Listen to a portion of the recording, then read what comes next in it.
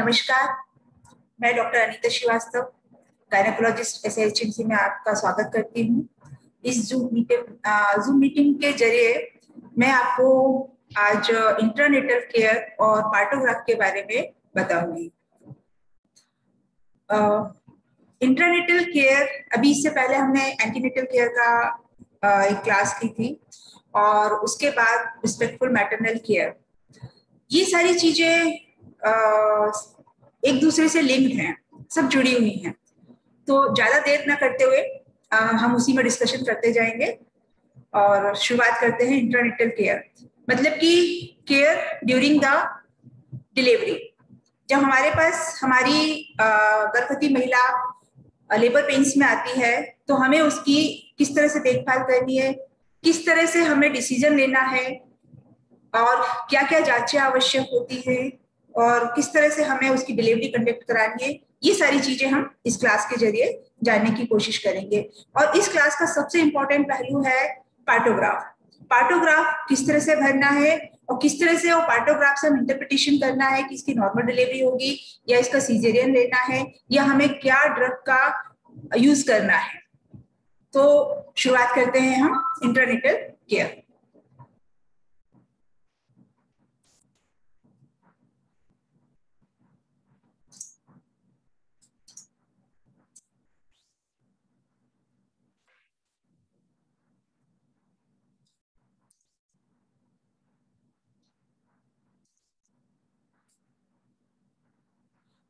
Session objectives जो है हमारे, to understand stage of the labour and the difference between the true and the false labour pain, assessment and the care of the woman in the first stage of the labor, preparing for the normal delivery and the delivery tray, how to conduct and manage the second stage of the labor, how to conduct and manage third and the fourth stage of the labor, and the essential newborn care at birth.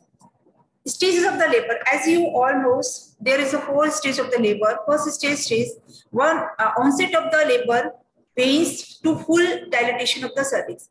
मतलब कि first stage में जो हो रहा है कि जहां से ट्रू लेबर पेन्स स्टार्ट हो रहे हैं और जो सर्वाइकल डायलिटेशन हो रहा है वो फुल डायलिटेशन हो रहा है। Second stage says full dilatation of the cervix to the delivery of the baby. And the third stage starts after the delivery of the baby, ending with the delivery of the placenta. And the fourth stage immediate postpartum, frequent monitoring of the 2 hours following the delivery. तो चौथी stage में हमें 2 घंटे delivery के बाद उस अपनी प्रसूता की देखभाल करनी है, वाइटल्स लेने हैं और हमें देखना है कि कहीं इसको कोई तकलीफ तो नहीं है, पीपीएच तो नहीं हो रहा। उसके बाद हमको पोस्टनेटल वार्ड में शिफ्ट कराना है। तो इससे पहले हमें डिफरेंशिएट करना पड़ेगा कि एक्चुअल में जो हमारे पास गर्भवती महिला आई है वो ट्रू लेबर पेन्स में है या फॉल्स लेबर पेन्स में है, ये डिसाइड करना है कि कोई भी महिला, क्योंकि कई बार मल्टी को तो पता होता है पर प्राइमी को खुद को नहीं पता होता। जरा से दर्द होने पे वो हॉस्पिटल में आ जाते हैं या आपके पास एग्जामिनेशन के लिए आ जाते हैं। तो हमारे लिए एडमिशन के लिए डिफरेंशिएट करना बहुत ज्यादा जरूरी है कि ये ट्रू लेबर पेन्स है या फॉल्स लेबर पेन्स है। तो सबसे पहले अपन उल्टा फॉल्स लेबर पेन्स में जाते हैं कि ये हम पता लगाएंगे कि वो उसको एक्चुअल में दर्द है कि नहीं। तो फॉल्स लेबर पेन्स जो रहते हैं वो इरेगुलर होते हैं, मतलब कि कभी भी आएंगे कभी भी चले जाएंगे।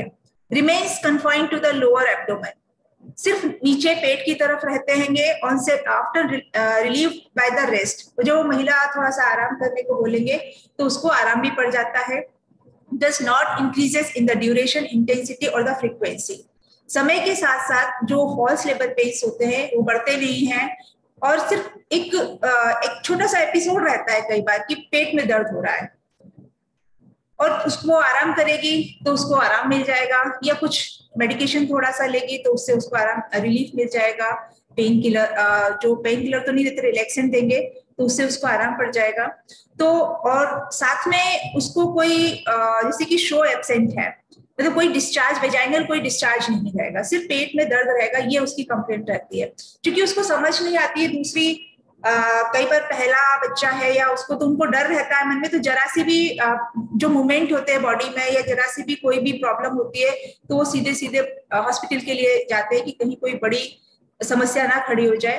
तो जरा से मूवमेंट में बच्चे के भी मूवमेंट होते हैं, बच्चा घूमता है तो उसमें भी कई बार आके आ जाते हैं कि फ्रिक्वेंटली मूवमेंट हो रहा है या दर्द हो रहा है, नीचे पेट के नीचे हैवीनेस लग रहा है, तो ये सारी चीजें उनके कंप्लेंट के साथ में आते हैं। तो उन ऐसी स्थिति में उनको प्रॉपरली एग्जामिन करना है और हमें ये देखना है कि पर एब्डोमेन में यूट्राइन कॉन्ट्रैक्शन है कि नहीं है और पीवी एग्जामिनेशन में शो है कि नहीं है, ये सारी चीजें देखना है। तो not accompanied by the cervical changes, वहां पर कोई भी सर्वाइकल डायलेटेशन या इफेसमेंट जैसी कोई चीज नहीं होती, कोई शो नहीं होता है। तो इस तरह से हम ये पता लगा सकते हैं कि ये फॉल्स लेबर पेन्स है। हम उसको एश्योर करेंगे और साथ में उनको बताएंगे कि जब आपके दर्द बढ़ने लगे, जो कमर से लेके पेट तक जाए, तो उस तरह से हम उनको ट्रू लेबर पेन्स के बारे में समझाएंगे। तो ट्रू लेबर पेन्स किस तरह से होते हैं? ये जो होते हैं रेगुलर होते हैं, start in the lower back, पीठ की तरफ से शुरू होंगे and the sweeps towards the lower abdomen, और नीचे की तरफ जाएंगे। तो पीठ से शुरू होकर नीचे की तरफ यूट्राइन कॉन्ट्रैक्शन शुरू होते हैं और वो समय के साथ साथ बढ़ते चले जाते हैं ये, और आराम करने से भी उनमें कोई फर्क नहीं पड़ता क्योंकि ये ट्रू लेबर पेन्स है। तो not relieve by the rest, increases in the duration and the intensity and the frequency with time.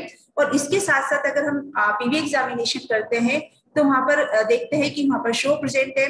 Show actually में क्या होता है कि जब सर्वाइकल डायलेटेशन होता है तो जो छोटी छोटी कैपिलरीज होती है वो उसमें से टूटती हैं और म्यूकस डिस्चार्ज होता है, वो ब्लड डिस्चार्ज होता है, तो इसको हम शो बोलते हैं। तो शो प्रेजेंट होता है accompanied by the cervical changes, साथ में सर्वाइकल डायलेटेशन और इफेसमेंट शुरू हो जाता है। तो ये सारी चीजें ट्रू लेबर पेन्स में होती है। तो ये डिफरेंशिएट करना जरूरी है कि हमें उस गर्भवती महिला का एडमिशन अभी करना है या नहीं करना है। साथ में उसको समझा भी देना है कि अगर आपको इस तरह के दर्द होते हैं या कोई डिस्चार्ज आता है तो आप आके तुरंत भर्ती हो जाना। साथ में अब जो मान लो वो पेशेंट हमारी जो हितग्राही है वो ट्रू लेबर पेन्स में है, तो हमें वो फर्स्ट स्टेज में आ गई और हमें उस समय उसको एडमिशन करना है, तो हमें प्रॉपरली फिर से हिस्ट्री लेनी है। हो सकता है उसके ओपीडी के एंटीनेटल केयर के सारे परिचय हो, उसमें सारी इन्वेस्टिगेशंस देखना है और प्रॉपर हिस्ट्री लेना है, रिकॉर्ड्स देखने हैं, carry out the general physical examination जो है वो प्रॉपरली करना है, specially look for the pallor, high BP, fever और इंक्रीज रेस्पिरेटरी रेट। उसके बाद में एब्डोमिनल एग्जामिनेशन करना है जिसमें कि हमें foetal live, foetal presentation, foetal heart rate जो कि नॉर्मली 120 और 160 पर मिनट के बीच में होना चाहिए, frequency and the duration of the contraction. उसके पेट पर एब्डोमेन एग्जामिनेशन करते समय उसके पेट पर हाथ रख के देखना है कि गुड इफ 3 और मोर इन 10 minutes, each lasting for more than 45 second. अगर ऐसा है तो ये ट्रू लेबर पेन्स में आ चुकी है। और साथ में हमें ये देखना है कि लाइकर प्रेजेंट है कि नहीं, क्या स्थिति है, तो असेस द लाइकर। तो ये सारे हमें पर एब्डोमेन एग्जामिनेशन करना है। हम लोगों ने बात की थी कि जब भी हम एग्जामिनेशन करेंगे तो उसकी हमें वर्बल कंसेंट लेना है, किसी भी चाहे पीवी एग्जामिनेशन हो चाहे एब्डोमिनल एग्जामिनेशन हो, एक बार उसकी सहमति लेकर हमें उसका एग्जामिनेशन करना है। उनको बता देना है एग्जामिनेशन करते वक्त कि हमें आपके और आपके बच्चे की बेहतरी के लिए तथा साथ में ये बताने के लिए कि डिलीवरी कब तक होगी, तो आपका पेट से वह अंदरूनी जांच करना चाहते हैं, क्या हम ऐसा कर ले? अगर आपकी सहमति हो तो वो हाँ ही कहेगी क्योंकि वो आई ही इसलिए, पर फिर भी हम इसमें ना रहे कि वो आई इसीलिए तो इसकी हम हाँ मान लें। हमें एक बार अपने मुंह से उसको बता देना है, वर्बली कंसेंट ले लेना है और एक शॉर्ट प्रोसीजर भी बता देना कि जांचें किस तरह से की जाएंगी ताकि वो उसके बारे में उसके मन में कोई डर व्याप्त ना रहे और वो आपको जांच कराते वक्त पूरा सहयोग दे। ठीक है, तो एब्डोमिनल एग्जामिनेशन में पाल्पेशन में हमें क्या करना है, हमें डिसेंट ऑफ द हेड देखना है। ठीक है, आपने धड़कन सुन ली है, लाई देख लिया, सब कुछ देख लिया, अब हमें ये देखना है कि वाकई में पर एब्डोमिनल एग्जामिनेशन से जो हेड की पोजीशन है, मतलब प्रेजेंटिंग पार्ट है, वो कितना एंगेज हुआ है, लेबर की क्या पोजीशन हो रही है। तो इसके लिए हम डिसेंट ऑफ द हेड देखते हैं। इसको हम जो देखते हैं dividing head in the 5 equal part, 5 finger covering the full head, ये एक एक करके आपको बताते जाते हैं। 5th by 5th पाल्पेबल का मतलब है कि head completely about the pelvic brim। 4/5 palpable है, only a small portion goes into the pelvic brim, 4 finger cover the head and the sinciput high, occiput easily fat। ये सारी बातें अभी आपको एक पिक के द्वारा भी समझाते हैं। 3/5 palpation में है, 3 finger cover the head and the sinciput fat, occiput felt.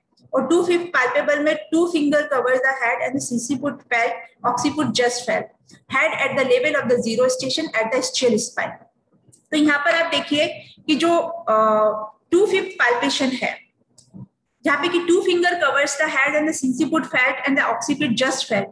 Head at the level of the zero station at the ischial spine. तो ये एक इंपॉर्टेंट फाइंडिंग है कि हेड का इतना नीचे जा चुका है कि ischial spine पर पहुंच चुका है। और फिंगर का हमारा ये 4 फिंगर हो रही हैं, ये पूरा कवर कर रहे हैं। अगर आप फिंगर के हिसाब से आप देखेंगे भी तो आपको समझ में आएगा कि ये पूरा एक बेबी के हेड को पूरा कवर कर सकता है, हमारे जो 4 फिंगर है, 5 फिंगर जो है।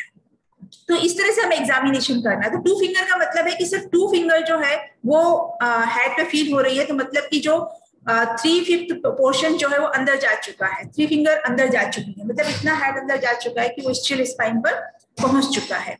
1/5 palpable का मतलब है 1 finger covers the head, sinciput felt और occiput not felt, और 0/5 का हेड नो हेड फेल्ट एब्डोमिनली, मतलब कि हेड बिल्कुल 0 प्लस पे बिल्कुल नीचे पहुंच चुका है।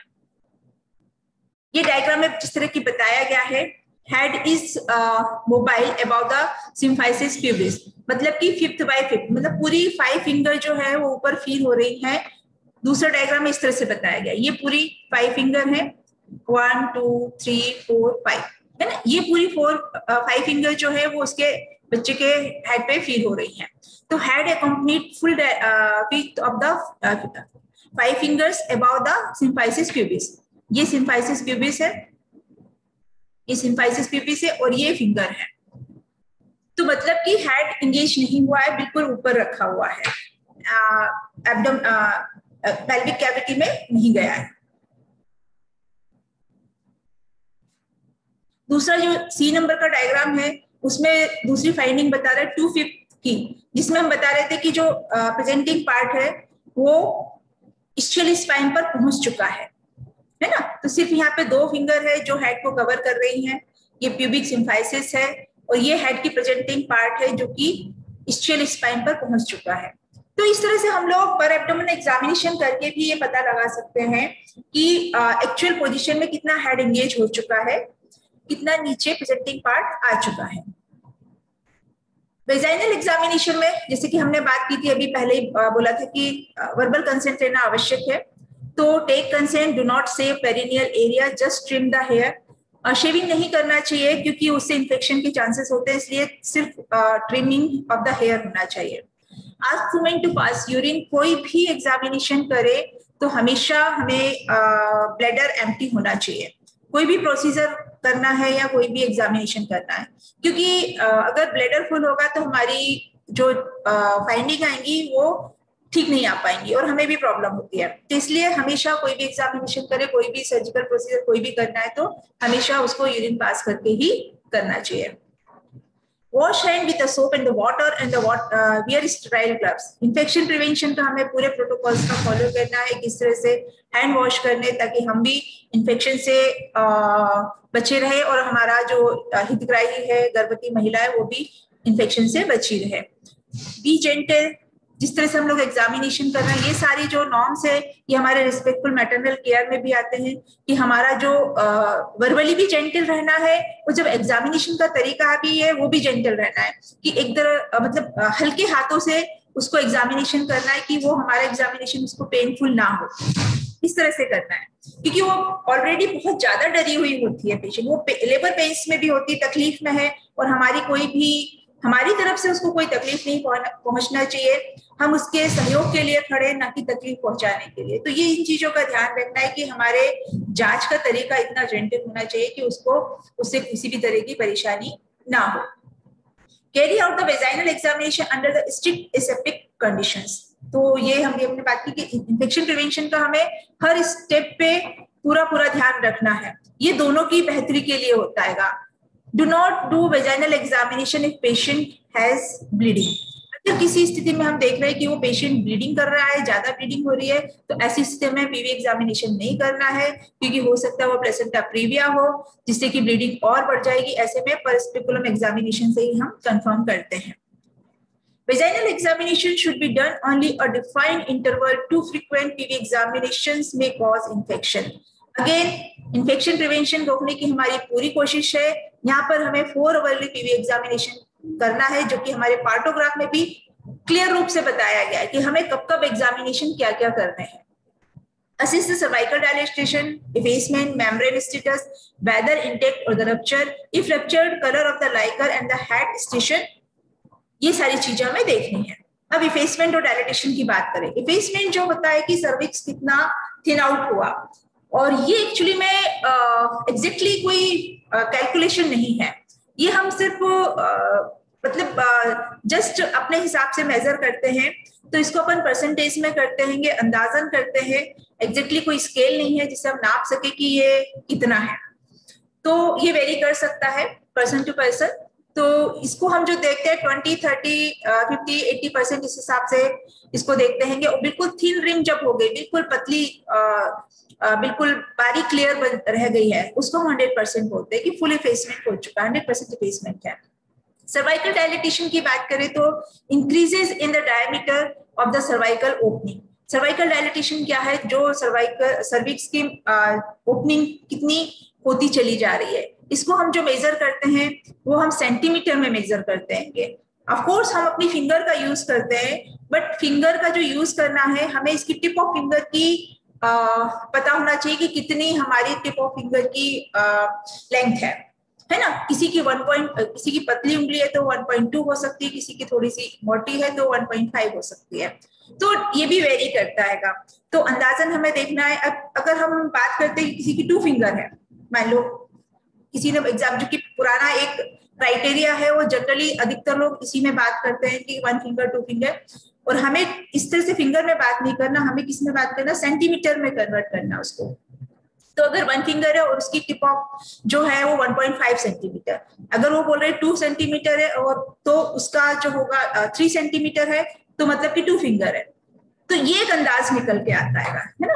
आप फिर से सुन लीजिए, अगर उसकी टिप जो है वो 1.5 सेंटीमीटर की है, तो अगर वो 2 फिंगर बोल रहा है तो दोनों को मिला के 3 सेंटीमीटर हो गया, ठीक है ना। इस तरह से हमें करना है। 3 फिंगर है तो इस तरह से हो जाएगा, तो 5 सेंटीमीटर के करीब हो जाएगा। तो ये इस तरह से हमारा सेंटीमीटर में कन्वर्ट होता है। फुली डायलेटेशन जो होता है उस समय का मतलब है कि 10 सेंटीमीटर डायलेटेशन हो चुका है। A fully dilated and the fully effaced cervix has a thin opening and of 10 centimeter. At this stage, the cervix is no longer felt in the vaginal examination. तो fully dilatation का मतलब है कि कहीं पे हमें cervix फील नहीं हो रहा है, जो effacement है वो properly 100% हो चुका है, और fully dilated cervix है जो कि बच्चे के head के निकलने के लिए sufficient है। जनरली बच्चे का जो होता है वो 9.5 के करीब होता है, फुली फ्लेक्शन में और भी कम। तो ये जो है ये एक डायलेटेशन, ये आपको डायग्राम बताया जा रहा है। ये जो है नॉर्मल सर्विक्स की लेंथ है, ये एक्सटर्नल ऑस है, ये इंटरनल ऑस है। डायग्राम में आप देखिए, है ना, ये वेजाइना है, ये एक्सटर्नल ऑस, ये इंटरनल ऑस, और ये प्रेजेंटिंग पार्ट है। ये नॉर्मल एक पिक है। दूसरा, अगर हम 30% की बात करें तो ये 30% मतलब कि ये आप देखिए कि यहाँ पे इफेसमेंट बिल्कुल नहीं था, यहाँ पर सर्विक्स थोड़ी सी पतली हो गई है, यहाँ पे सर्विक्स थोड़ी सी पतली हो गई, इसको हमने बोला 30% इफेसमेंट। और यहाँ पर दूसरा, ये जो है दूसरी पिक में देखें, इसमें सर्विक्स और भी पतली हो गई है, इसको हमने बोला 80% इफेसमेंट। तो ये हमारा एक अंदाजन होता है कि कितनी सर्विक्स पतली होती जा रही है, उसको हम परसेंटेज में कन्वर्ट करते चले जा रहे हैं। यहाँ पे डायलेटेशन की बात करें तो ये जो है ये 3 सेंटीमीटर डायलेटेशन है। 3 सेंटीमीटर से मतलब आप समझ लीजिए कि 2 फिंगर के करीब हो गया। ये जो है 8 सेंटीमीटर डायलेटेशन है, और ये यहाँ पर जो लास्ट है फुली डायलेटेड फुली इफेस्ड, ये 10 सेंटीमीटर डायलेटेशन है। तो यहाँ पर आप देखिए कि सर्विक्स बिल्कुल पतली हो चुकी है। ये सारी जो बार बार हम हर एक पेशेंट को, हितग्राही को, जो गर्भवती महिला को ड्यूरिंग लेबर में जांच करेंगे, तो ये हमें बिल्कुल फिर मतलब होती चलेगी। प्रैक्टिस की बात है एक्चुअली में, कि एक बार आपने पढ़ लिया है, पर जितनी आप देखेंगे, जितना एग्जामिनेशन करेंगे, उतना ही आपको क्लियर होता चला जाएगा। आपकी जो बोलते हैं ना कि फिंगर, आप एग्जामिनेशन करेंगे तो फिंगर में आईज लग जाएंगी, आप खुद इमेज कर लेंगे कि ये कितना क्या हो रहा है, आपको दिखाई देगा वो चीज।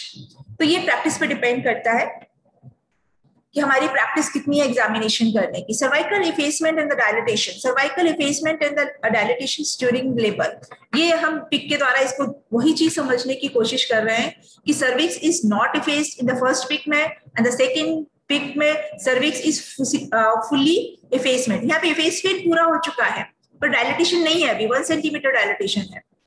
तो ये भी एक देखिए कि जरूरी नहीं कि इफेसमेंट और डायलिटेशन एक साथ बढ़ते चले जाए कि 30% या 40% इफेसमेंट हो गया तो डायलिटेशन भी हो रहा है। कई बार ऐसा भी होता है कि इफेसमेंट पहले हो जाता है और डायलिटेशन बाद में होता है, प्राइमरी में अक्सर ऐसा ही होता है। तो ये 1 सेंटीमीटर हो गया डायलिटेशन है। नेक्स्ट वीक में देखिए 5 सेंटीमीटर डायलिटेशन है, और यहाँ पर हम देख रहे हैं कि ये 10 सेंटीमीटर डायलिटेशन है।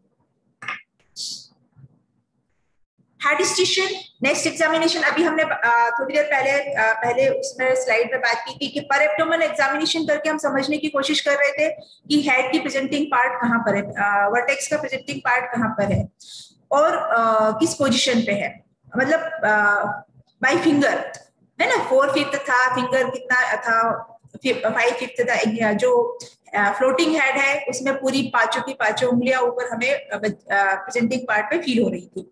यहाँ पर जो है पीवी एग्जामिनेशन में हम किस तरह से देखेंगे, तो इसको हमें जो इस्चियल स्पाइन है वो हमारा लैंडमार्क रहता है। इस्चियल स्पाइन से हम जो उसको बोलते हैं, अगर प्रेजेंटिंग पार्ट इस्चियल स्पाइन पर है तो उसको हम जीरो स्टेशन पे बोलते हैं। तो vaginally it is assist from the ischial spine considering it is as zero station, and it is -1, -2, -3, -4 if it is above the ischial spine 1 centimeter apart, and it is if +1, +2, +3, +4 if it is below the ischial spine 1 centimeter apart। तो ये भी एक बहुत ही important finding है कि जब हम PV examination करें तो हमें ये पता चले कि हमने प्रेजेंटिंग पार्ट किस पोजीशन पे है, जीरो स्टेशन पे है या जीरो स्टेशन से ऊपर की तरफ है तो हम उसको माइनस में काउंट करेंगे, अगर वो नीचे की तरफ है तो हम उसको प्लस में काउंट करेंगे, और 1 सेंटीमीटर हर एक स्टेशन के हिसाब से हम प्लस या माइनस अकॉर्डिंगली करते चले जाएंगे। जैसे कि अभी हमने बात की थी पिछले उसमें कि 2/5 पर एब्डोमेन एग्जामिनेशन है, तो हमारी 2 फिंगर जो फील हो रही है, अबाउट फील हो रही है तो पर एब्डोमेन एग्जामिनेशन है, और उसको हम जीरो स्टेशन पे इस्चियल स्पाइन पे मान रहे हैं। तो ये हमारी पीवी एग्जामिनेशन में समझ में आता है कि किस तरह से हमें एग्जामिनेशन करना है। तो हमें स्टेशन देखना है, हमें सर्वाइकल डायलिटेशन देखना है, हमें सर्वाइकल इफेसमेंट देखना है, हमें मेम्ब्रेन की पोजीशन देखनी है कि मेम्ब्रेन प्रेजेंट है कि नहीं है। तो ये सारी चीजें पीवी एग्जामिनेशन में देखना है, और साथ में हमें पेल्विस का असेसमेंट भी करना है कि ये पेल्विस प्रॉपरली ठीक है कि नहीं, इससे डिलीवरी हो पाएगी या नहीं हो पाएगी। ठीक है, तो ये जो दूसरा डायग्राम है ये बता रहा है कि ये जीरो स्टेशन पर है ना, इसके ऊपर जो है वो माइनस में चला गया, इसके नीचे जो है वो प्लस में आ गया। Monitoring the first stage of the labour, active phase में आ गई है। Monitoring the following every 30 minute, maternal pulse, uterine contraction, fetal heart rate, look for the presence of the meconium, the blood stain liquor and the cord prolapse. Monitoring following the every 4 hours. तो हमें 30 minutes में क्या क्या चीजें देखनी है और every 4 hours में क्या क्या देखना है। 30 मिनट में हमें पल्स देखनी है, मैटरनल पल्स, और बच्चे की धड़कन जो सुन रहे हैं वो फीटल हार्ट रेट, और साथ में यूट्राइन कॉन्ट्रैक्शन। तो ये तीनों चीजें हमें हर 30 मिनट में मॉनिटरिंग करनी है। साथ में हमें ये देखना है कि लाइकर की क्या पोजीशन है। पीवी एग्जामिनेशन नहीं करना है, हमें जस्ट वेजाइना को देखना है कि वहां से कोई डिस्चार्ज तो नहीं आ रहा है, किसी भी तरह का डिस्चार्ज है या नहीं है, या अगर है तो मेक्योनियम स्टेन है या लाइकर है ना, उसमें पीवी एग्जामिनेशन करने की जरूरत नहीं होती है। मॉनिटरिंग द फॉलोइंग एवरी 4, हर 4 घंटे में हमें क्या क्या देखना है, तो हमें हर 4 घंटे में सर्वाइकल डायलिटेशन देखना है, इफेसमेंट देखना है by the PV examination, assist the head station also in the vaginal examination, और साथ में टेम्परेचर और द ब्लड प्रेशर। तो पीवी एग्जामिनेशन करेंगे तो उसमें हम तीनों चीजें देखेंगे कि प्रेजेंटिंग पार्ट कहाँ पर है, किस स्टेशन पर है, क्या डायलिटेशन है, क्या इफेसमेंट है। मॉनिटरिंग एक्टिव फेज में साथ में हमें क्या देखना है, क्या चीजें करनी है, ये तो एग्जामिनेशन कर लिया, साथ में हमें देखना है कि हमारी वो जो गर्भवती महिला है कभी भी उसको अकेला नहीं छोड़ना है. So never leave the women alone, encourage upright position and the walking, start maintaining a partograph when the woman reaches active labor, 4 centimeter of the dilatation, that means, or and refer to CMOC center if plotting on the partograph moves to the right of the alert line. So ये एक important points है कि एक महिला को अकेले, जब गर्भवती महिला लेबर पेन्स में है तो कभी भी उसको अकेले नहीं छोड़ना है, क्योंकि हो सकता है दर्द के कारण कभी वो फुल डायलिटेशन में आ जाए और वो, या उसको कोई भी और भी परेशानी हो. तो कई बार ऐसे सुनने में आता है कि अरे डिलीवरी गैलरी में हो गई या टॉयलेट गई थी तो वहां हो गई. इन चीजों का हमें ध्यान रखना, ऐसा भी कभी भी मिस हैपनिंग नहीं होनी चाहिए. तो उसके साथ में उसका कोई अटेंडेंट साथ में रखे या हमारा स्टाफ है वो साथ में रहे, जैसा भी सहूलियत के हिसाब से. साथ में उसको जब तक एक्टिवली फुल डायलिटेशन में नहीं आ रहा है तब तक हमें उसको लिटाने की, जैसा भी लिटाने की एकदम से जरूरत नहीं है, जैसा भी हमारा जो गर्भवती महिला है कंफर्ट फील करे. अगर वो मूवमेंट कर सकती है, घूम सकती है, तो चलती फिरती रहे ताकि हैंड डिसेंट में थोड़ा सा उसको सपोर्ट मिले.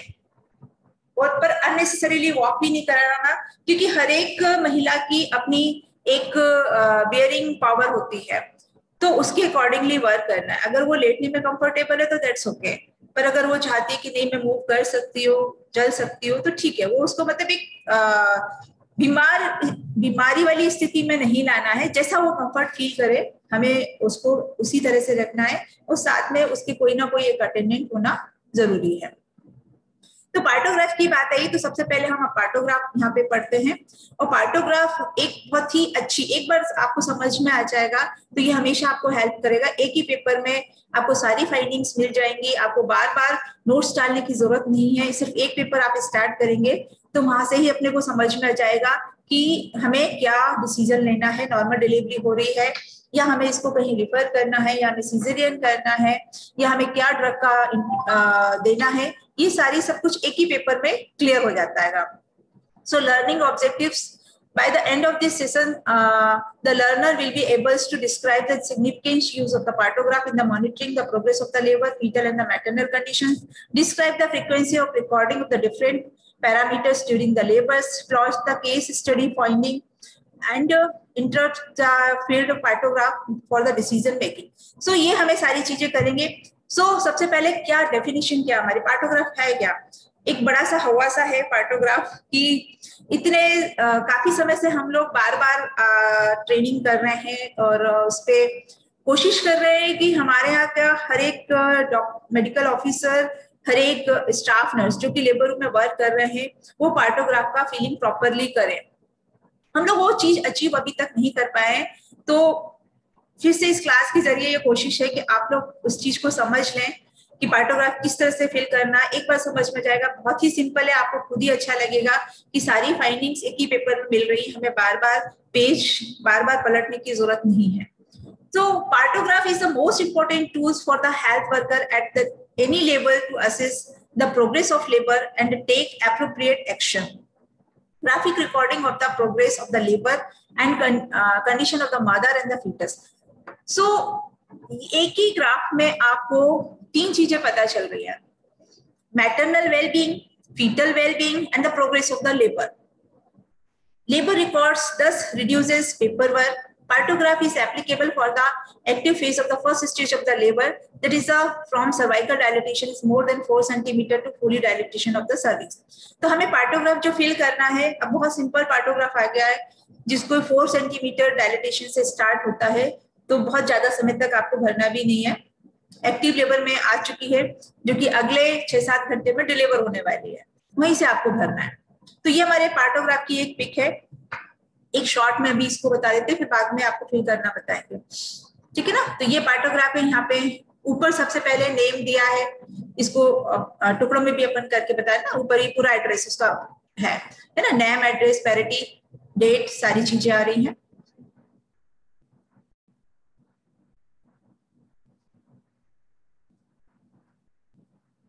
सेकेंड में फीटल वेलबींग आ रही है ना, फीटल हार्ट रेट आ रही है.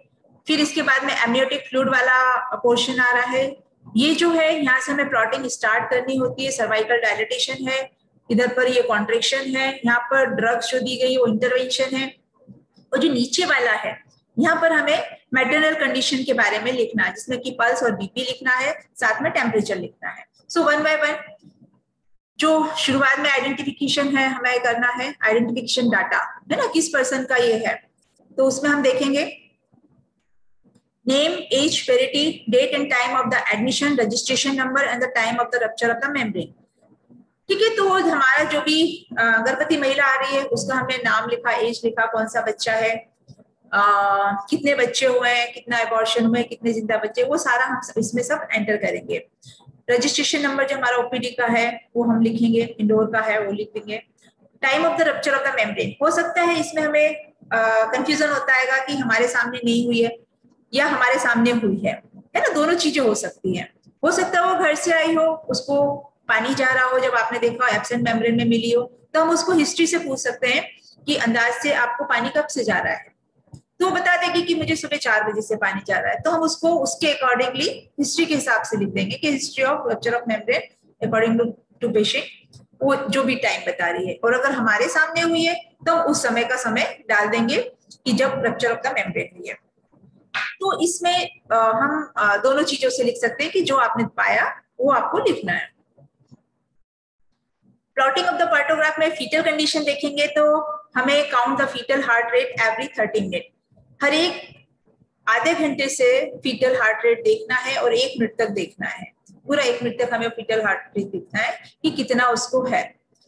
Count for 1 full minute immediately following a uterine contraction, और देखना कब है कि जब कॉन्ट्रैक्शन खत्म हो जाए उसके, है ना, उसको बार बार दर्द आ रहे हैं तो दर्द के खत्म होने के बाद भी देखना है, ड्यूरिंग कॉन्ट्रैक्शन नहीं देखना है ना, फॉल्स फाइंडिंग रहेंगे, आप एग्जैक्टली नहीं सुन पाएंगे। फीटल डिस्ट्रेस कब बोलते हैं कि जब foetal heart rate less than 120 और मोर देन 160, 110 भी काउंट करते हैं कि लेस देन 110, पर एक अपना मीडियम उसमें है 120 टू 160, और 160 में भी जो है जो ज्यादा खतरनाक होता है वो लेस देन 120 और 110, 90 ये ज्यादा होता है, क्योंकि 160 जो है इस समय जो बेबी है वो फाइट करने की कोशिश कर रहा है, कंडीशन जो उसके एडवर्स हो रही है ना। नॉर्मल कंडीशन में जैसे आप एक समझिए, एक छोटी सी बात समझिए कि जब किसी अपोजिट कंडीशन में मान लो आपकी किसी से लड़ाई हो रही है, तो आपकी उस समय आप पूरी ताकत से उसे लड़ने की कोशिश करेंगे, बहस करेंगे, जो या जो भी कंडीशन है, तो उस समय आपकी हार्ट बीट बढ़ती चली जाएगी, और एक स्टेज लड़ते लड़ते लड़ते लड़ते ऐसी आएगी कि आप थक चुके होंगे, और वो जो थक चुके हैं उसके बाद फिर रिकवर होना मुश्किल हो जाता है।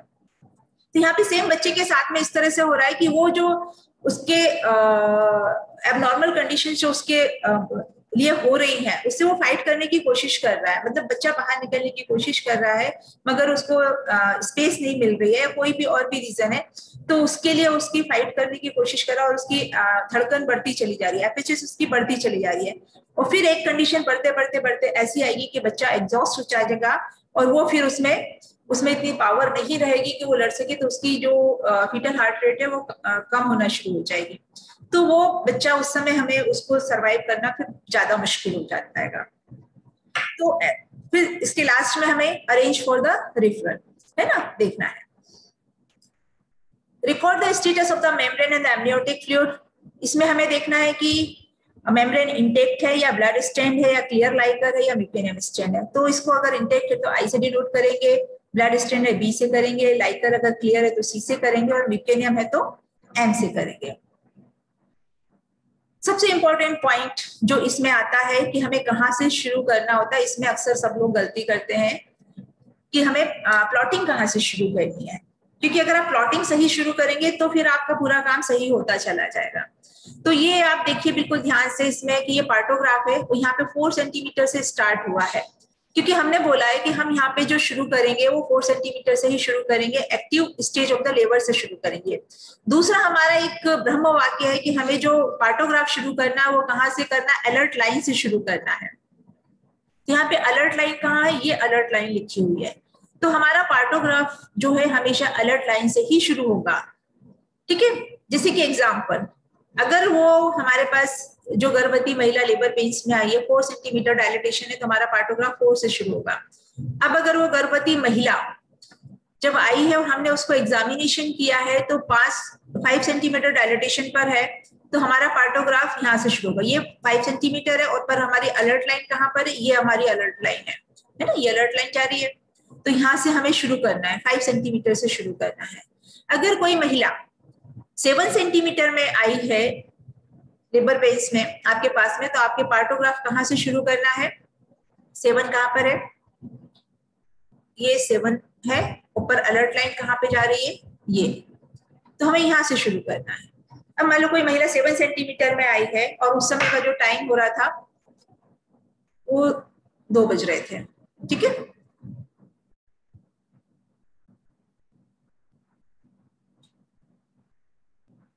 तो 7 सेंटीमीटर जो है यहाँ पे आ रहा है, टाइम हमें कहाँ डालना है, यहाँ नीचे है ना, आवर। तो यहाँ पे हमने उसको लिख दिया 2 PM, यहाँ पे हमारा लिखेंगे 2 PM। तो इस हिसाब से हम लिखते चलेंगे, 2 PM यहाँ पे लिखेंगे, साथ में ही बाकी फाइंडिंग जो हमारी ये लैंडमार्क हो गया हमारा कि यहाँ पे 7 सेंटीमीटर में हमारी वो महिला आई है, यहाँ पे 2 बजे आई है, 2 PM पे आई है, और फिर यहाँ पे हमें कॉन्ट्रेक्शन देखने हैं, तो ये कॉन्ट्रेक्शन वाली लाइन पे जाएंगे, इसी तरह से नीचे जाएंगे, इसी तरह से हम ऊपर चले जाएंगे। अभी एक पार्टोग्राफ भरेंगे, उसमें आपको पूरा क्लियर कर देंगे, ठीक है। तो ये अपने को देखना है, ठीक है। Always plot initial finding at the alert line. Note इसको बोल्ड लेटर में लिखा गया है ना, इसमें नोट द टाइम, टाइम देखना है, repeated PV after 4 hours and the plot the cervical dilatation. In active phase cervical dilatation should be 1 और more than 1 centimetre per hour. तो ये एक्टिव फेज में जब होता है जनरली हर घंटे में 1 सेंटीमीटर डायलेटेशन बढ़ता है ना। Chart the contraction. अब हमने दूसरे जो नीचे गए थे उसमें हमने देखा था कि कॉन्ट्रेक्शन देखना है, तो ऐसी स्थिति में हमें पर एब्डोमिनल एग्जामिनेशन करना है और हमें देखना है कि कितने कॉन्ट्रेक्शन आ रहे हैं, और ये जो देखना है हमें 10 मिनट्स के लिए देखना है। तो number of contraction in 10 minute, 10 minute में कितने कॉन्ट्रेक्शन आए और कितने समय तक रहे, कितने सेकेंड तक रहे, है ना। तो इसको हमने 3 में डिवाइड किया है, ये भी आप अच्छी तरह से समझ लीजिए। Duration of the second in second less than 20 second, है ना। 20 सेकेंड, लेस देन 20 सेकेंड का मतलब है कि up to 90 second, up to 90 second में अगर रुक रहा है तो हमें ये डॉट से डिनोट करना है, ठीक है। बिटवीन द 20 to 40 सेकेंड, अगर 20 to 40 सेकेंड आ रहा है तो हमें ऑब्लिक लाइन से करना है, वो more than 40 that means 41 and above, है ना। मोर देन 40 सेकेंड से मतलब हो रहा है 41 एंड अबव। लेस देन 20 का मतलब हो रहा है 90 एंड 90 से बिलो, ठीक है ना। तो ये अपना एक किस तरह से हमें वो कॉन्ट्रेक्शन फील करना है इसकी ये पिक है। मैटरनल कंडीशन प्लॉटिंग, इसमें हमें जो देखना है कि पल्स और बीपी।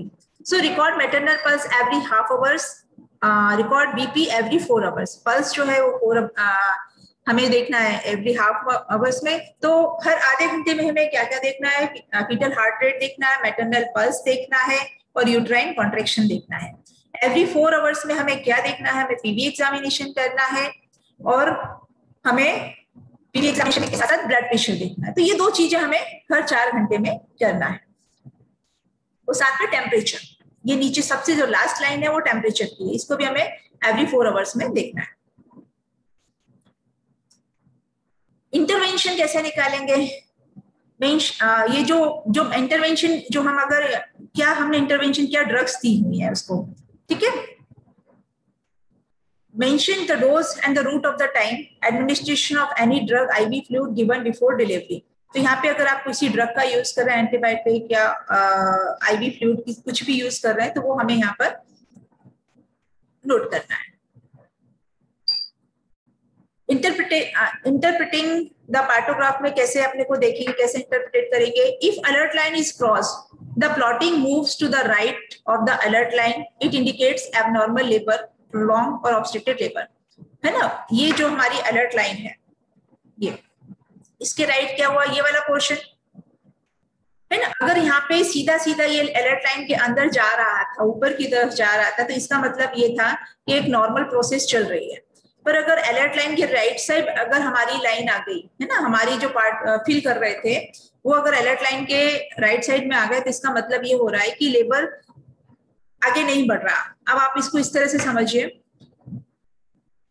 मान ली कि कोई महिला आई थी जिसका कि शुरुआत में उसका जो डायलिटेशन था, गर्भवती महिला 6 सेंटीमीटर था, ठीक है, 6 सेंटीमीटर था, है ना। उस समय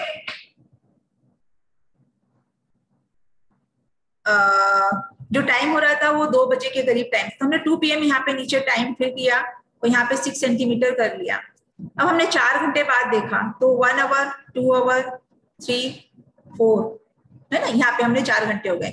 यहाँ पे देखा तो हमारे कायदे से इस समय तक तो इसकी डिलीवरी के करीब पहुंच जाना चाहिए था, 10 सेंटीमीटर हो जाना चाहिए था। पर मान लो उसका 10 सेंटीमीटर ना होते हुए कितना है, 6 सेंटीमीटर पहले देखा था, अभी उसका सिर्फ 7 सेंटीमीटर पे ही पहुंचा, तो 7 सेंटीमीटर तो यहाँ पर ही रह गया। तो वो ये हमने यहाँ पर देखा इसको 6 बजे, वो 7 सेंटीमीटर पे आए तो कहाँ पर आ गए हम लोग, यहाँ पर आ गए, ये वाले पोर्शन पे आ गए, ठीक है ना। तो 6 से 7 पे 4 घंटे बाद देखा तो 7 पे ही पहुंचा है, पर कायदे से इसको फुल डायलिटेशन में हो जाना चाहिए था, नहीं हुआ। इसका मतलब यह है कि ये अलर्ट लाइन से राइट साइड में क्रॉस कर चुका है, ये अलर्ट लाइन है उसके राइट साइड में क्रॉस कर चुका है, मतलब कि लेबर प्रोग्रेस नहीं कर रही है। तो ये हो सकता है प्रोलॉन्ग लेबर हो सकता है ऑब्स्ट्रक्टेड लेबर हो, ठीक है ना। तो ये चीजें इस समय हमें कुछ भी एक्शन लेना है, इधर क्रॉस कर गया तो हमें कुछ ना कुछ एक्शन लेना है या रिफर करना है, अगर रेफरेंस सेंटर पे है तो रिफर करना है, या हमें कुछ भी एक्शन सीजरियन जो भी है या ड्रग का यूज करना अकॉर्डिंगली देखना है। Crossing of the action line, अगर एक्शन लाइन को भी क्रॉस कर गई है, the plotting moves to the right of the action line indicated need for the intervention by the time. इसको पीछे फिर से आपको बताएं, है ना, ये हमने देखा, note the time, refer patient to FRU, send partograph with the patient, ठीक है ना। तो यहाँ पर हमने मतलब यहाँ पे हमें ये चीज समझ में आ गई थी कि अलर्ट लाइन से एक्शन लाइन के बीच में हमें इसमें कुछ ना कुछ गलत हो रहा है, तो हमारे यहाँ अगर कोई प्रोसीजर नहीं हो रही तो उसको हमें हायर सेंटर पे रिफर कर देना है, और अगर वहां पर कोई डॉक्टर्स है अवेलेबल है तो उसके हिसाब से वो उसको अकॉर्डिंगली ट्रीट करेगा।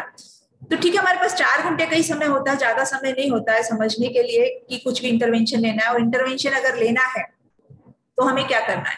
तो अगर अलर्ट लाइन इज प्रोसेस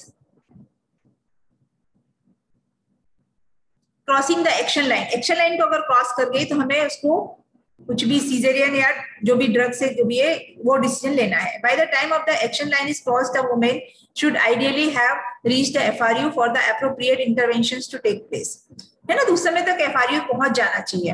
तो कुल मिला के ये है कि अलर्ट लाइन और एक्शन लाइन के बीच का इतना समय है कि उसको प्रॉपरली जहां ट्रीटमेंट हो सकता है वहां पर उसको पहुंचा देना चाहिए, इससे ज्यादा समय नहीं लगना चाहिए।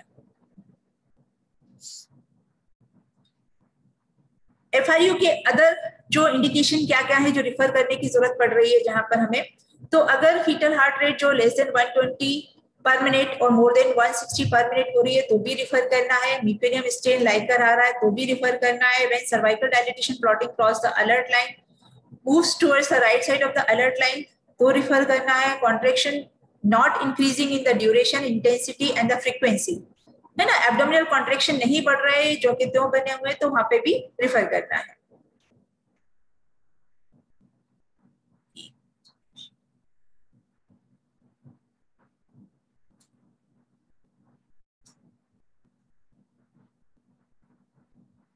ये एक केस स्टडी है ना, इस शॉर्ट में आपको बता देते हैं कि राधा नाम की महिला है जो 26 साल जिसकी एज है, third gravida was admitted 5 AM on the 11 June 2009 with a complaint of the labor pain since 2 AM. Her membrane had ruptured at 4 AM. She has 2 children aged 2 and 5 years. On admission, her cervical dilatation was 2 centimeter and the plotting following the, तो हम किस तरह से partograph करेंगे, तो ठीक है 2 centimetre dilatation है तभी हमें जरूरत नहीं है। अब हम दोबारा से कब देखेंगे, 4 घंटे बाद, ठीक है ना। तो 5 बजे आई थी, उसके बाद हमने कब देखा, 9 बजे देखा, 4 घंटे होने के बाद में देखा। इस समय सर्वाइकल डायलिटेशन कितना था, 5 सेंटीमीटर है। इस समय की जो फाइंडिंग है 9 AM पे, cervical dilatation is the 5 centimeter. She had 3 contraction in 10 minutes, each lasting 20 to 40 seconds. fetal heart rate is 120 per minute, membrane has ruptured, BP is 120/70, temperature 36.8 degree centigrade, her pulse is 80 per minute। तो ये सारी findings कितने बजे की है? 9 AM की। तो चलिए हम पार्टोग्राफ में देखते हैं कि किस तरह से हमें फिल करना है।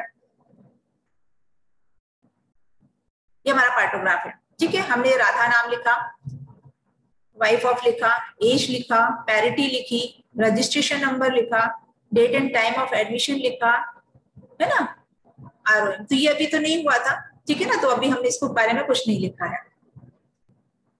फिल करने की बात आई तो हमने क्या बोला था, सबसे पहले हमें कहाँ से शुरू करना है, जो हमारा सर्वाइकल डायलिटेशन कितना है ना। तो उस महिला का जो सर्वाइकल, राधा का जो सर्वाइकल डायलिटेशन हुआ कितना बोला था, 5 सेंटीमीटर डायलिटेशन है। कितने बजे हमने देखा? 9 बजे देखा, 9 AM, ठीक है ना। तो हम वो टाइम डाल देंगे 9 AM। ये हमने 9 AM का टाइम डाल दिया नीचे।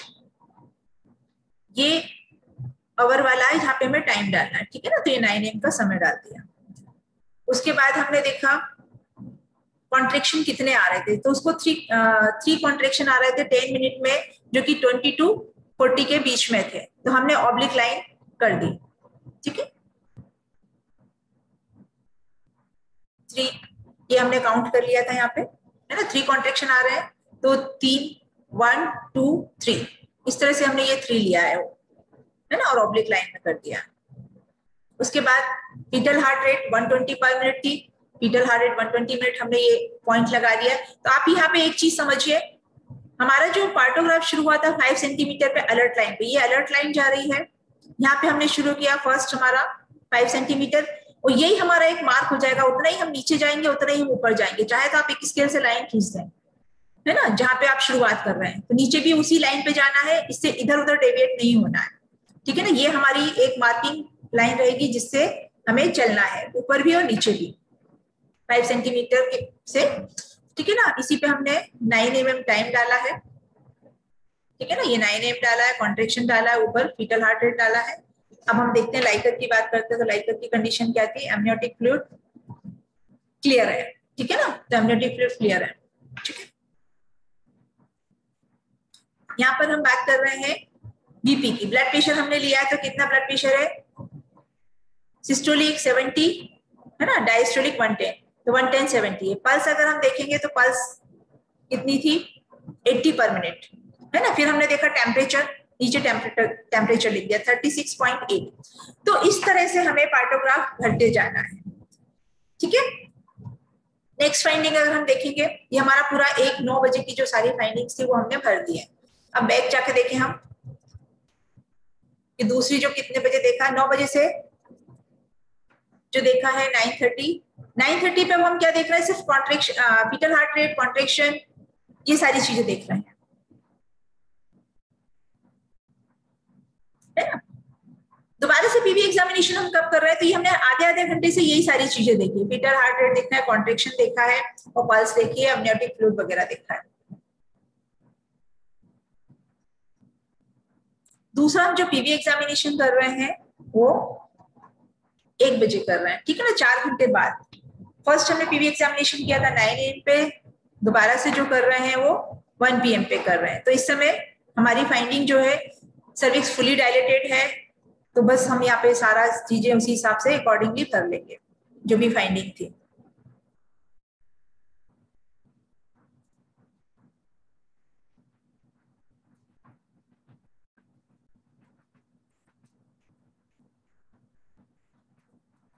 ट्वेल्व, 9, 10, 11, 12 PM की फाइंडिंग, 1 PM की फाइंडिंग, ठीक है ना। 1 PM पे हमने दोबारा से पीवी एग्जामिनेशन किया है, तो डायलेटेशन फुल हो गया है, ठीक है ना। तो उसी पे हम सारी लिख देंगे। बच्चे की धड़कन जो है 140 है इस समय, कॉन्ट्रेक्शन 4 आ रहा है। ये आप ब्लैक देखिए, ये कॉन्ट्रेक्शन इसके मोर देन 40 हो रहे हैं, है ना। 11 बजे से उसके कॉन्ट्रेक्शन जो थे, 11 AM से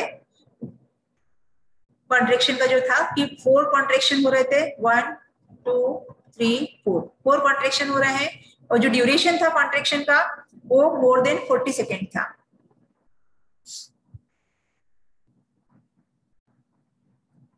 और साथ में फिर हम देखते हैं लास्ट में कि spontaneous birth of a live female infant weighing 2.8 kg, तो यहाँ पर जो 1:20 पे यहाँ पे डिलीवर हो गई है, ठीक है ना। 1 बजे हमने फुल डायलिटेशन देख लिया था, फुली डायलेटेड थी। अच्छा, दूसरा इसमें जो पार्टोग्राफ में है, ये पूरा जो कॉलम है वो 1 घंटे का है और इसको अपन ने 2 में डिवाइड किया है हाफ आवर में। ये जो बीच का कॉलम है ना, आप दोबारा से देख लीजिए, ये पूरा है, ये पूरा 1 आवर है, 6 to 7 1 आवर है ना। ये जो मार्कर है पूरा 1 आवर का है और इसके बीच में जो है वो हाफ आवर का है। तो अगर हमारा हमें 6:30 लिखना है तो हम लाइक यहाँ पे अगर हमें 1:30 लिखना है, यहाँ पर देखें है ना 1 PM है, 1:30 लिखना है तो हम ये जो हाफ वाले पोर्शन में 1:30 लिखेंगे। यहाँ पे 1 PM और इसके हाफ में 1:30 लिखना है, ठीक है ना। क्योंकि ये 1:20 पे हो चुकी है डिलीवर, तो इसलिए यहाँ पे हमने इसको अलग से लिख दिया है कि ये 1:20 PM पे डिलीवर हो चुकी है, ठीक है। तो इस तरह से पार्टोग्राफ भरना आप 1-2 बार प्रैक्टिस करेंगे तो आपको बहुत अच्छे से आ जाएगा। और फिर भी कुछ लगेगा तो आप प्लीज बता सकते हैं, हम लोगों को दोबारा से इसको समझाने की कोशिश करेंगे, ठीक है। तो ये पार्टोग्राफ हो गया। Preparation of the second stage of the labour. At the second stage is approaching be ready for the conducting delivery, है ना। डिलीवरी फुल डायलिटेशन में आ गई, यहाँ पे तो पार्टोग्राफ में तो डिलीवर हो गई है पर अभी हमारे प्रेजेंटेशन में बची हुई है delivery. At second stage approaching be ready for the conducting delivery, क्या क्या करना है, यूनिवर्सल प्रिकॉशन लेना, wash hand, wear sterile gloves, drape her with gynae sheet and the clean vulva with sterile solutions, encourage the woman to push during the contraction when she has urge to do so while taking deep breath। जब उसको दर्द आ रहे हैं तब उसको नीचे push करना है और गहरी बीच बीच में गहरी सांस लेते जाना है ताकि वो पूरा प्रेशर बना सके। उसको पूरा बताना पड़ेगा कि उसको दर्द एक्चुअल में कहाँ लेना है। Let her choose any positions in which she want to deliver, जिस तरह से वो लेट के करना चाहती है, बैठ के, जिस तरह से उसको ठीक लग रहा है, ये उसकी कंफर्ट के हिसाब से हमें डिलीवरी कंडक्ट करानी है। Ensure radiate warmer is on, resuscitation equipment are ready for the use, है ना। साथ में हमें देखना है कि फुल डायलिटेशन में आ चुकी है तो हमें बेबी को लेने के लिए हमारी पूरी तैयारी है कि नहीं है, तो हमारा रेडिएट वार्मर उस समय ऑन हो जाना चाहिए। डिलीवरी ट्रे तैयार है कि नहीं है, episiotomy tray, baby tray, medicine tray, ये साथ में हमें पहले से ही पूरी तैयारी देख लेना है। सपोर्टिव केयर में हमारे साथ में कोई बर्थ कंपेनियन साथ में रहना चाहिए जो महिला की रिलेटिव हो सकती है, जिससे कि साथ में वो महिला कंफर्ट फील कर रही हो। गुड कम्युनिकेशन होना चाहिए ड्यूरिंग जो डिलीवरी कंडक्ट करा रहा है उसका उस महिला से, गर्भवती महिला से कम्युनिकेशन, या स्टाफ नर्स जो भी है ना, तो जिससे कि वो उसको लगे कि हाँ ये हमारे साथ में है, वो अच्छा फील करे। Encourage walking around the changing position frequently, encourage adequate intake in the light food and the drink, ये सारी चीजें हमें बताना है। तो सेकेंड स्टेज जो है वो फुली डायलिटेशन से डिलीवरी तक है ना। थिन आउट पेरिनियम हो गई, गैपिंग ऑफ द एनएस की हमारी पूरी तैयारी हो गई, पार्टोग्राफ भी हमारा तकरीबन भर चुका है, हम भरते चले जा रहे हैं और इस समय बिल्कुल फुल डायलिटेशन में आ गया है। तो क्या क्या हमें पता चलेगा कि डिलीवर होने वाला है, क्या फाइंडिंग्स रहेंगी। तो fully dilatation, cervix, thin out perineum, gapping NS in the vagina, head visible at the perineum, ठीक है। मॉनिटर क्या क्या फ्रीक्वेंट, हमें frequency and duration of the contraction, ये सारी चीजें हम पार्टोग्राफ में भर ही रहे हैं। Delivery of the head, wait for the crowning where fetal head stretches vulva outlet and does not recede back, है ना। उसको जो बेबी का हेड है वो बिल्कुल पेरिनियम पे आ गया है, वो वापस जो दर्द लेती है तब बिल्कुल पेरिनियम पे आता है, और जब उसके दर्द रुक जाते हैं तो वो वापस नहीं जा रहा है। तो ऐसी स्थिति में हम बोलेंगे कि ये क्राउनिंग हो रही है। तो अगर हमें एपिजियोटोमी लेना है, उसको देना की जरूरत पड़ रही है, तो ऐसी स्थिति में ही देंगे जब क्राउनिंग हो रही हो, और उससे पहले जाइलोकेन इन्फिल्ट्रेट कर लेंगे और जाइलोकेन टेस्ट भी कर लेंगे इन्फिल्ट्रेट करने से पहले। तो ये सारी चीजें हमें कर लेनी है। सो क्राउनिंग चीज समझ में आनी चाहिए, क्राउनिंग क्या होता है ना। तो फिर से सुन लीजिए, wait for crowning where fetal head stretches vulvar outlet and does not receive back, ensure a controlled delivery of the head by keeping one hand gently on the head and the other supporting the perineum। तो हमारे दोनों हाथ का हमें उपयोग करना है, एक हाथ बिल्कुल पेरिनियम पे नीचे रखना है, नीचे की तरफ, नीचे पेरिनियम को सपोर्ट देना ताकि वहां पर कोई इंजरी नहीं हो, और दूसरा जो हेड है हमें यूरिथ्रा के जस्ट नीचे की तरफ रखना है ताकि वहां पर जब बेबी का हेड आए, एकदम से बेबी का हेड डिलीवर होता है, डिलीवर होने के बाद एकदम एक्सटेंशन होता है, तो उससे उसके यूरिथ्रल वाले रीजन में कोई इंजरी ना हो। दूसरी बात यह है कि हमें फ्लेक्शन की पोजीशन मेंटेन रखनी है, तो हमें एक ऊपर से यूरिथ्रल वाले पोजीशन पे भी हमें उसका फ्लेक्शन पोजीशन उसको मेंटेन रखने के लिए सपोर्ट देना है। तो हमें दोनों तरफ से, नीचे से और ऊपर की तरफ से सपोर्ट देना है।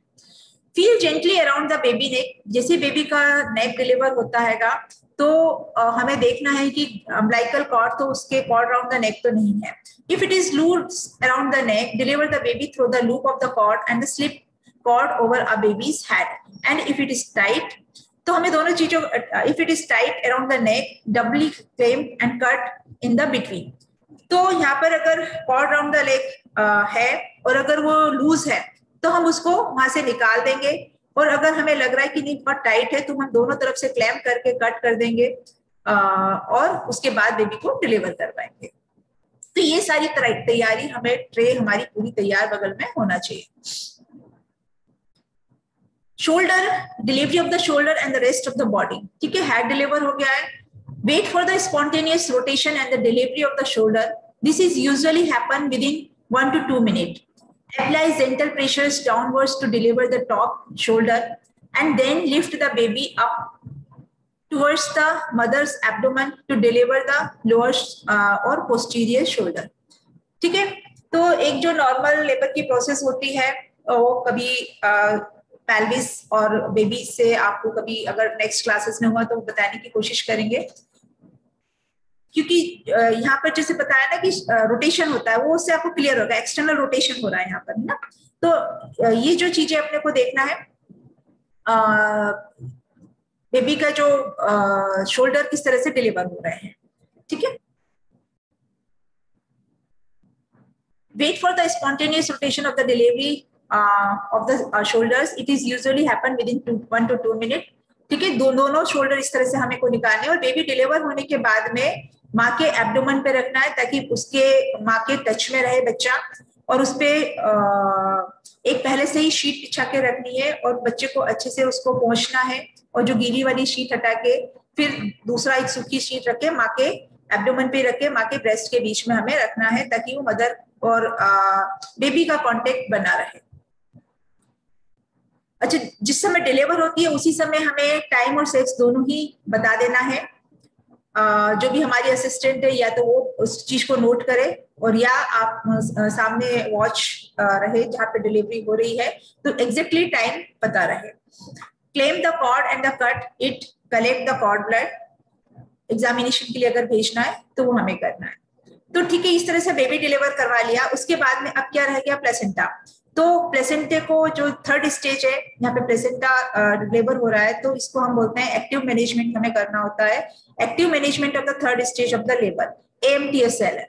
ये इंपॉर्टेंट पॉइंट है हमारे डिलीवरी कंडक्ट कराने में और PPH रोकने के लिए, कि किसी भी स्थिति में PPH की कंडीशन ना बने, ठीक है ना। तो AMTSL क्या होता है, practicing AMTSL immediately after delivery prevent PPH in most cases. Steps क्या है, 3 स्टेप्स है इसकी, बहुत इंपॉर्टेंट है जो सबको आना चाहिए। Administration of the uterotonic drug, control contraction and the uterine massage. Uterotonics drugs में देना है इमीडिएटली आफ्टर द डिलीवरी देना है। Rule out the presence of the another baby, enhance contraction of the uterus, facilitate expulsion of the placenta and the decreases blood loss. Uterotonics drugs जो होती हैं, oxytocin हम लोग यूज करते हैं rural में या रिमोट एरिया में, मीजोपोस्टोल को भी यूज किया जाता हैगा, ठीक है। और ऑक्सीटोसिन की स्पेशली अगर बात आई है तो यहाँ पे हमें 10 यूनिट देना है, 2 एमप्यूल देते हैं। ऑनसेट ऑफ द एक्शन होता है 2 to 4 मिनट में होता है। ड्यूरेशन ऑफ एक्शन 20 मिनट रहता है ना। IV बोलस नहीं देना, हमें इंट्रामस्कुलर दे रहे हैं, anterior aspect of the thigh पे देते हैं। और इसको जो हमारा ऑक्सीटोसिन है इसको रेफ्रिजरेटर में रखना जरूरी है। 2 to 8 डिग्री सेंटीग्रेड इसका टेम्परेचर मेंटेन करके रखना है, अदरवाइज उसकी एफिकेसी कम हो जाती है। तो इस चीज का ध्यान रखना है। आजकल गवर्नमेंट की तरफ से सब जगह इंफ्रास्ट्रक्चर ठीक हुआ है और सब जगह रेफ्रिजरेटर की सप्लाई भी है, ताकि जो रेफ्रिजरेटर में रखने वाले ड्रग है उनका टेम्परेचर एग्जैक्टली मेंटेन रहे। लेबर रूम में ही, अच्छा पास में होना, ज्यादा दूर भी नहीं होना चाहिए। तो जो रेफ्रिजरेटर है लेबर रूम से लगा हुआ रूम है, अगर नहीं है तो वहीं पर ही पास में हो, ताकि ड्रग उसी समय निकाली जाए। सेकेंड स्टेप आती है control contraction. technique to assist the expulsion of the placenta has to reduce the chances of the retained placenta and the subsequent bleeding, that is the PPH. तो हम कैसे करना है, तो ये बहुत अच्छा डायग्राम बताया गया है इसमें कि प्लेसेंटा जो है निकाल रहे हैं और ये यूट्रस को किस तरह से पुश कर रहे हैं.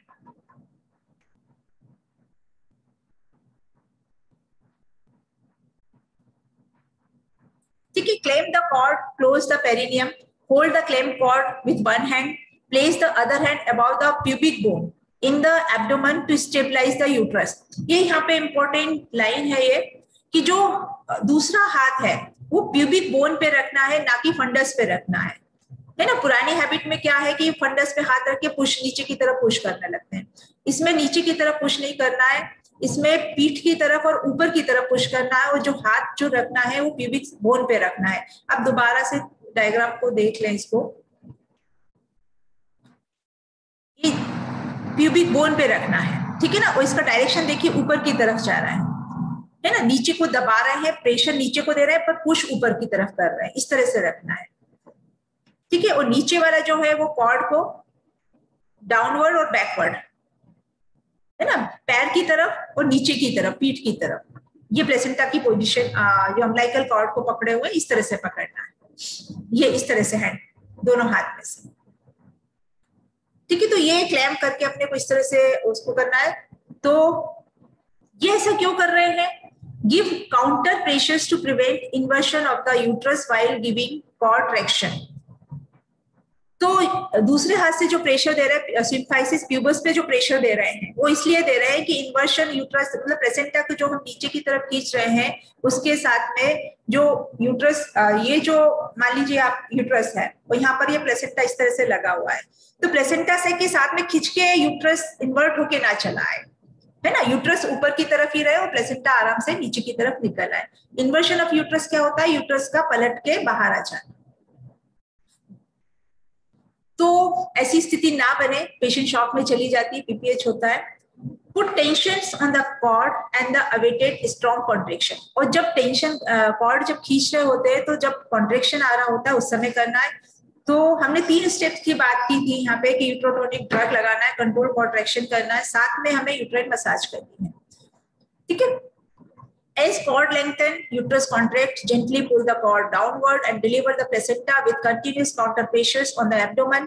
Never pull the cord on the force. Wait till sign of the separation appears.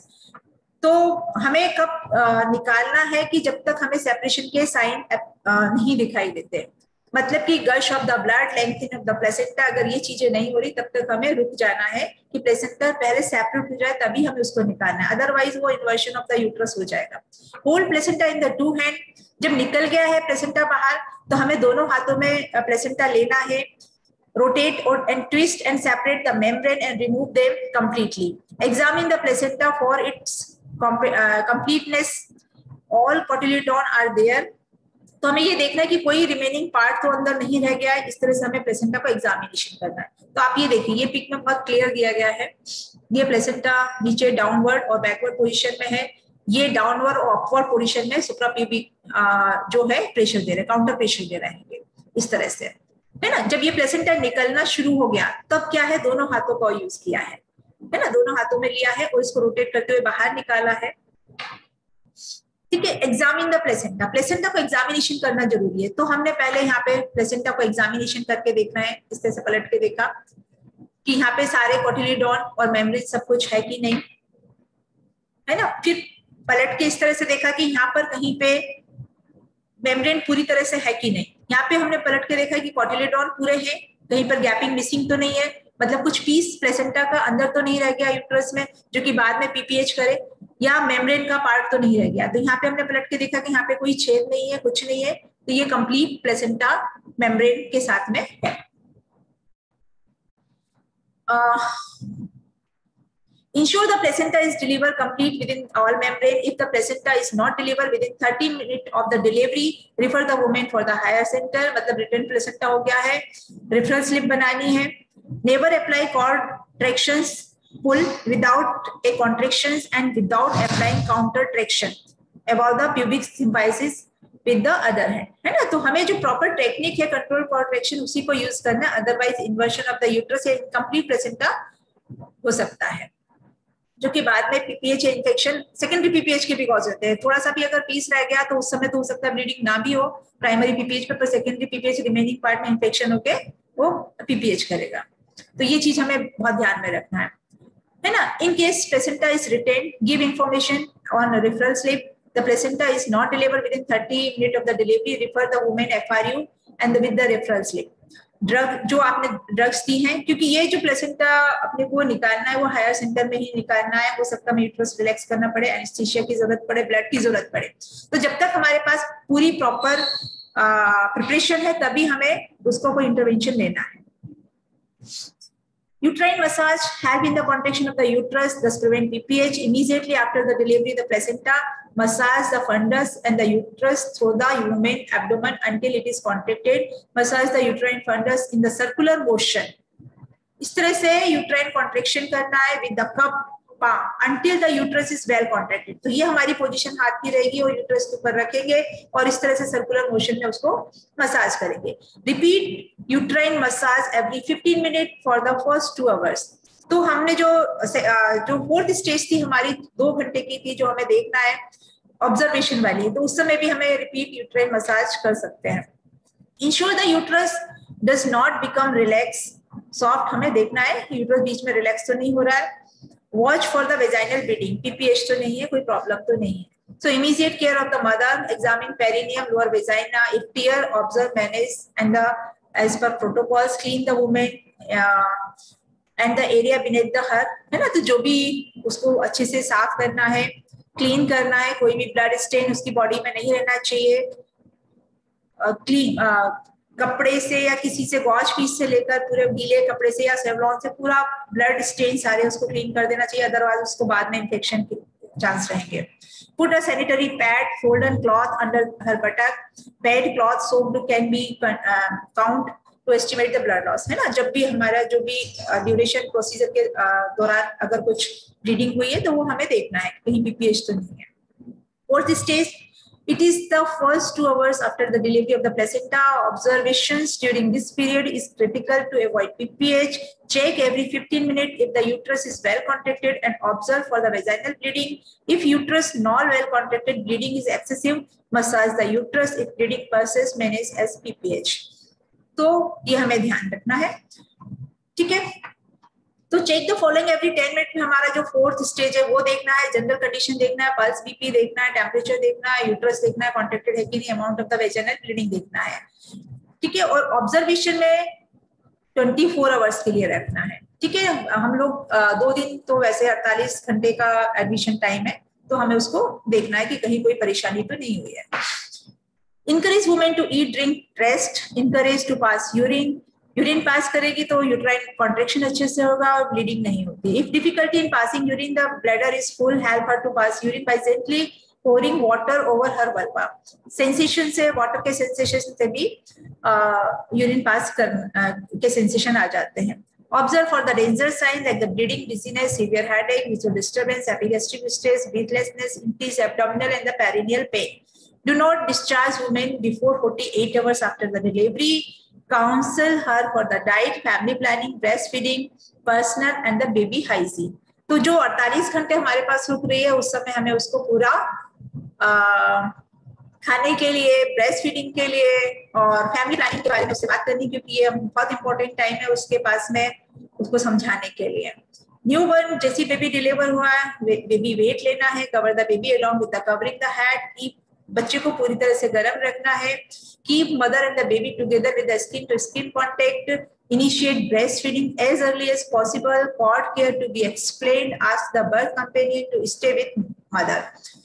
And do not leave the mother and the newborn alone. Explain the danger sign of the mother and the newborn to the birth companion. Ask the companion to call for help.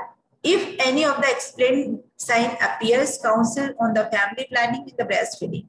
तो ये सारी चीजें हमें करनी है। तो हमारा जो की मैसेज था कि किस तरह से हम first, second, third and the fourth stage को मैनेज करना है, इंटरनेटल केयर किस तरह से करना है और किस तरह से हमें पार्टोग्राफ फिल करना है, ताकि हमारा एक भी जो डिलीवरी है उसमें कोई मिसहैपनिंग ना हो, है ना। हम सारे सब कुछ ट्रेन्ड स्टाफ हैं, सब लोग ट्रेन्ड हैं, और किसी भी तरह से कोई भी गलती ना हो, और हमारा जो आउटपुट निकल के आए हर तरह से बेहतरीन हो।